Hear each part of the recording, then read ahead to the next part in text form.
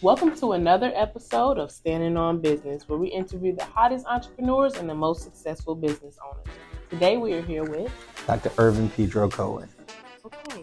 And Dr. Irvin, who are you representing today? I am the executive director for a company known as LISC, which is an acronym for Local Initiative Support Corporation. Dr. Irvin, tell us what inspired you to sponsor such an event such as the Black Vegan Fest?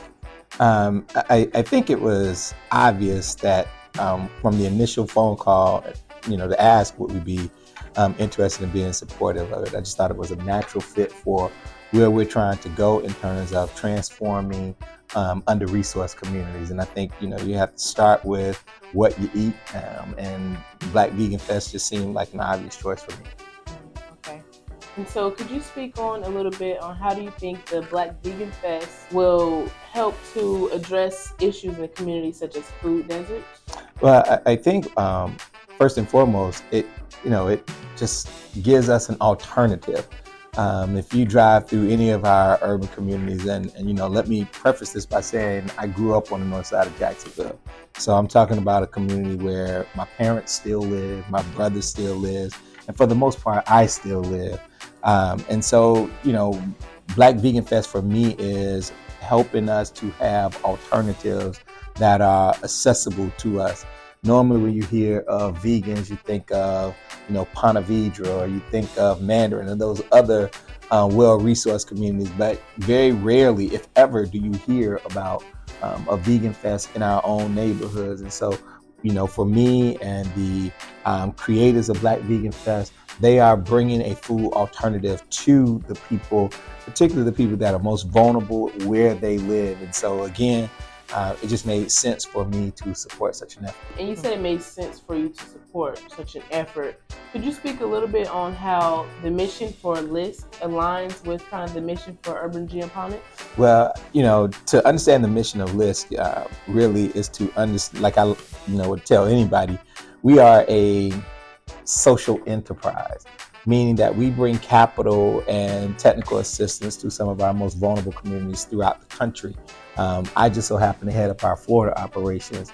But when you're talking about that, it's not just capital, it's technical assistance, it's resources, etc. And so when I think about urban geoponics and the work Diallo is doing, it just made sense to align what he's trying to get done and the people that he's trying to reach with our work. And so, again, this wasn't rocket science to me. He made the call, and I'm very familiar with his work.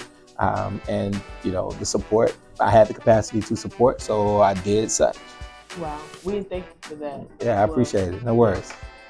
So when it comes to veganism and the Black culture, how do you think these two intersect, and what would be the outcome of an intersection like that?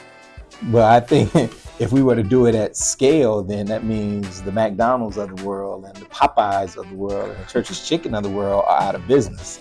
I tell this story, and some of my friends who know me know this is true. About 10 years ago, I decided to go vegan.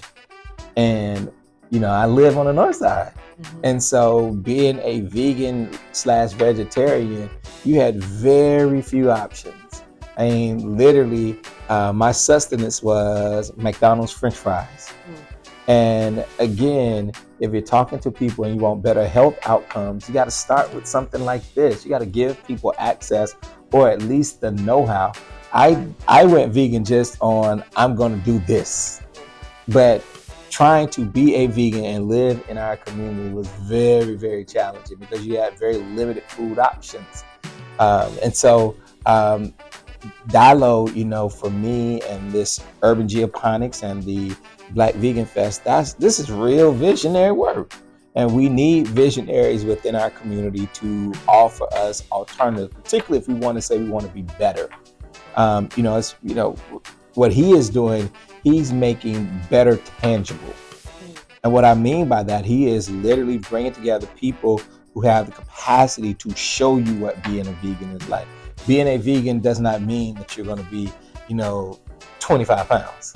Right. Like there are, and I think what he is doing that. And so for me, this is an opportunity to be a part of an event that literally is reframing what veganism is and what veganism looks like. When I took my venture, my journey to be a vegan, I remember people saying, "Oh, PeDro smoked crack." Because I had lost so much weight in such a short period of time that's what people immediately went to.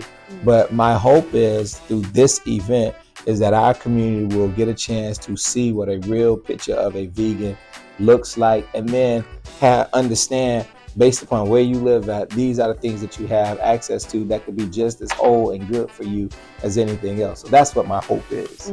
Okay. So that's what the type of impact we hope to get. Oh, absolutely. And again, I'm just glad that my organization, Local Initiative Support Corporation, i.e. LISC, is glad to be a part of it.